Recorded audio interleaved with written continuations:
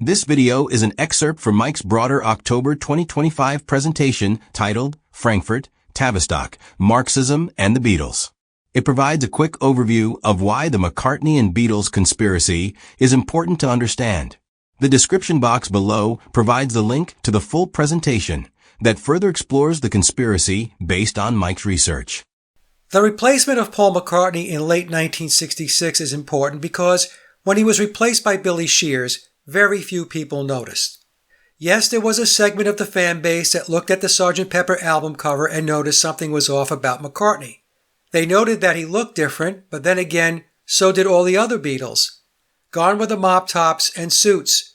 The new look featured the Beatles with longer hair and mustaches dressed in colorful band outfits.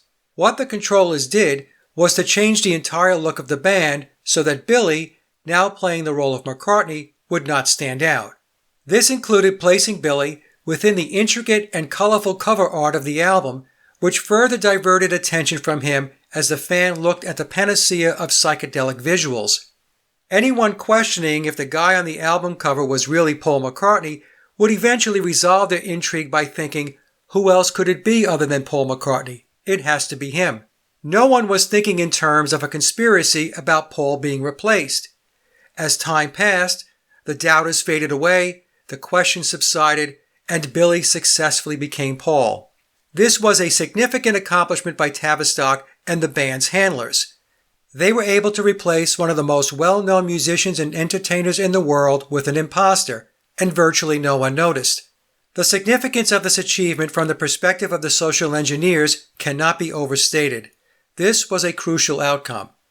By successfully swapping out McCartney, they could conceivably replace anyone. From a Tavistock and Deep State perspective, the replacement of Paul McCartney proved to be a resounding success. The Beatles were created as a result of a Deep State strategy to influence the masses to adopt a different set of values and beliefs. The creation of the Beatles as a massive psychological operation illustrates the extent to which the control system will go to socially engineer the population to achieve its end-state objectives. The Beatles were a cultural phenomenon by any measure. Their impact on society's beliefs, values, and behavior is highly significant. Their influence is still present in the minds of millions of fans today. The Beatles were marketed as something new and significant, particularly among young people who subscribe to the counterculture mindset of free love, drugs, and opposition to anything considered oppressive, whether real or imagined. Many Beatle fans, particularly those who are devoted followers, exhibit cult-like behavior. The bond between the band is so strong that even though the group broke up 55 years ago, millions of fans across the world continue to idolize and worship them in a godlike manner. The argument I hear over and over is that the music is great, so how can that be a bad thing? I agree that the music is great, but it is music with an agenda. One of the unfortunate downsides of the Beatles' narrative is the psychological programming has conditioned the minds of superior musicians and songwriters to believe that their talent and skills will always be inferior to the brilliance of the Fab Four. This is a clear indication of the programming's effectiveness. To believe that the Beatles achieved their accomplishments organically or by escaping the control system is naive. Nothing as significant as the Beatles comes about naturally. The direction of society and culture is fundamentally altered by the manufacturing and implementation of significant events and movements. The Deep State created the Beatles to carry out an agenda that was based on Marxist ideology. The Beatles were not just a band, they were and still are a Marxist zeitgeist. Now to answer the question, why the Beatles conspiracy is important. The conspiracy is significant because it includes all the elements of how the control system manipulates the masses. To start with, it illustrates how the power of music, a form of media that conveys emotions, ideas, and values, can be used as a powerful tool to indoctrinate a population with new morals, beliefs, and lifestyles. It reveals the power of creating cults of personality in the form of Pied Pipers to guide the masses.